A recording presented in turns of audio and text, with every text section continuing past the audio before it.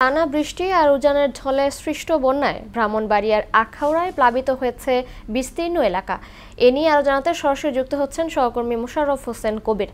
মোশাররফ, আখাউড়ার বন্যা পরিস্থিতি কেমন দেখছেন?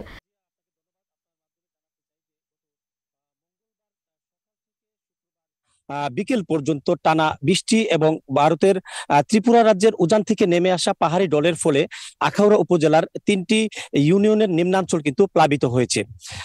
গত কয়েকদিন যাবৎ বৃষ্টিপাত না হওয়ার দরুন ইতিমধ্যে কিন্তু আখাউড়ার বন্যা পরিস্থিতি সার্বিক অনেকটাই উন্নত হয়েছে।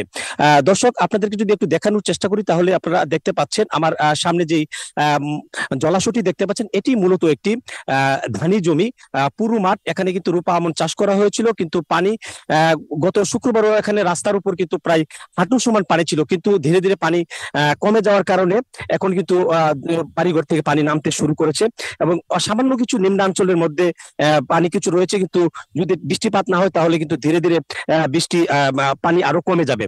দর্শক, আপনাদেরকে জানিয়ে রাখি যে আখাউড়া উপজেলায় 3টি ইউনিয়নের মধ্যে 43টি গ্রাম কিন্তু প্লাবিত হয়েছে এবং 1,697টি পরিবার ক্ষতিগ্রস্ত হয়েছে।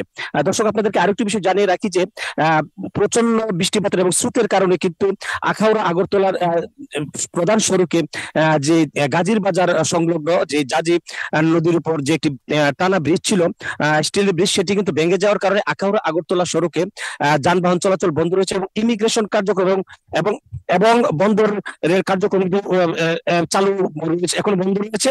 দর্শক, আরেকটি বিষয় জানিয়ে রাখি, কসবা উপজেলায় কিন্তু আখাউড়ার মতো 3টি ইউনিয়নে প্রচুর বন্যা আক্রান্ত হয়েছে। 3টি ইউনিয়নের মধ্যে কায়েমপুর এবং গোপীনাথপুর এবং বাইক ইউনিয়নে 1500 পরিবার ক্ষতিগ্রস্ত হয়েছে এবং এই পর্যন্ত 300 জন আশ্রয়কেন্দ্রে আছে বলে আমাদেরকে কসবা উপজেলা প্রতিনিধি জানিয়েছেন। যদি আমাদের এলাকায় যদি আর বৃষ্টিপাত না হয় তাহলে কিন্তু আখাউড়ার বন্যা পরিস্থিতি ক্রমেই উন্নতি হবে বলে আমাদের কাছে কিন্তু মনে হচ্ছে।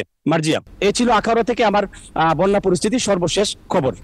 মোশাররফ, আপনাকে ধন্যবাদ।